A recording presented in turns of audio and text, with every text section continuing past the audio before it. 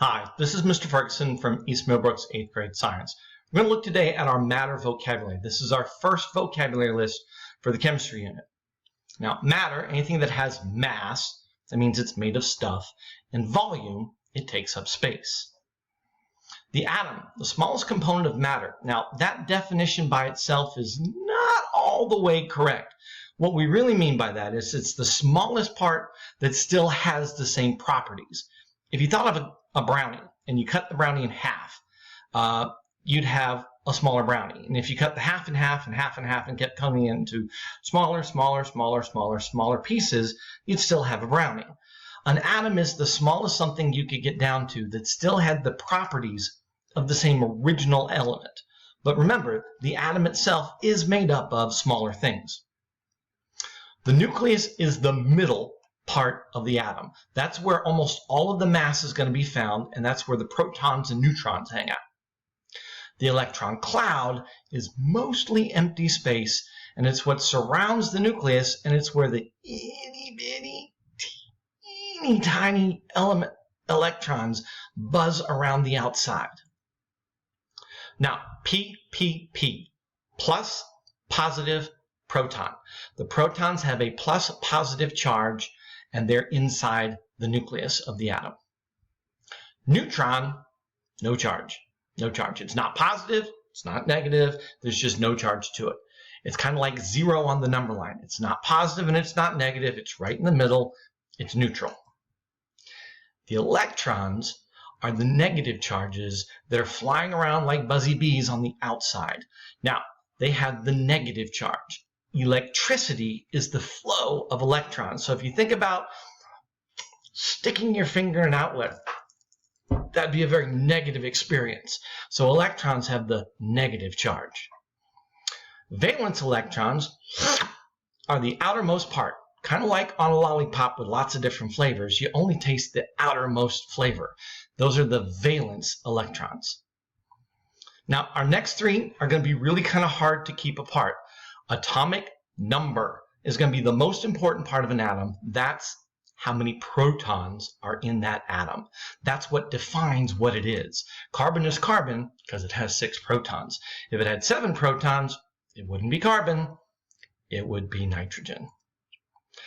Atomic mass number. Now, atomic up here is inside parentheses because sometimes you're going to see it as atomic mass number, and sometimes it's just going to say mass number. The key here to remember is it's just the number of protons plus the number of neutrons. Those are the things that have most of the mass in their nucleus. So those are what we're going to count up. The electrons are too small. They're like 1/2000th the mass. So forget about them. They're too small. The atomic mass. This is the number that on the periodic chart you're going to see with all of the decimals with it because it's an average of all the different isotopes. Coming up on definition for isotope soon. So it's the average of all the different kinds. Pennies are all worth 1 cent, but you'll find that pennies from long ago weigh more than current pennies because they're made with different amounts of metals. So even though they're still a penny, they have different masses. So the atomic mass would be if we added up all the pennies and divided by how many pennies we had, we wouldn't get an even number. We'd get a number with a decimal. That's the atomic mass. Now, element. All the things that have the same properties. Each substance, its smallest, teeny tiniest part is an element. It's kind of like a flavor or variety of atom. So carbon is an element. It's one atom, could be one atom of carbon. It's carbon because of its particular properties. And it's different from all the other elements, and that's what makes it carbon. Isotope, that's what we mentioned earlier. Isotopes are all the same element, but they've got a different number of neutrons. They have to have the same number of protons because that's what makes them that element.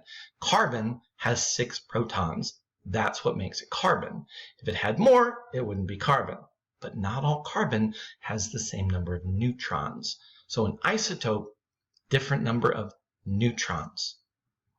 Now, periodic table, this is going to be an easy one to remember with the definition because it's kind of hard to write a definition for it that doesn't have the word table, and table is part of the term. So periodic table is how we organize and arrange, modern day by the atomic number, all the different elements, and we can see how that groups and puts together their properties. Period. That's the lefty-righty horizontal row on a periodic table. Row is lefty-righty. So a period horizontal. Group would be the vertical. That's the uppy-downy. Vertical column on the periodic table, also sometimes called family. Call it a family because they all have something in common. Ion. Ions are charged, either negative charge or positive charge. They have the same number of protons, they're still the same atom, but if they're gaining electrons, they're negative. If they're losing electrons, they're positive. Metal, an element that is shiny. Luster is a fancy way of saying shiny. Malleable, meaning it can be pounded or rolled out into flat sheets. Ductile, quack, quack, quack, quack, quack, quack, quack, quack, means that it can be stretched out into long, skinny wires, and they're good conductors of electricity and heat. Non-metals, well, they're kind of defined by what they're not. Everything a metal is, they're the opposite. They tend to not be shiny, they're dull, they are not good conductors. Instead of being malleable, they're brittle. Pretty much they're defined by what they're not. Now we get to metalloid, which is kind of like metal-ish. They're kind of like metals and they're kind of not like metals. They have some of the properties of metals and some of the properties of non-metals. Some of them are conductors some of the time and not some of the time, which makes them semiconductors. So they're defined as they're kind of like on the in-between neighborhood. They're next to the metals, they're next to the non-metals. They have something in common with somebody on both sides. That's all of our vocab. Remember to keep studying it. Good luck on the test.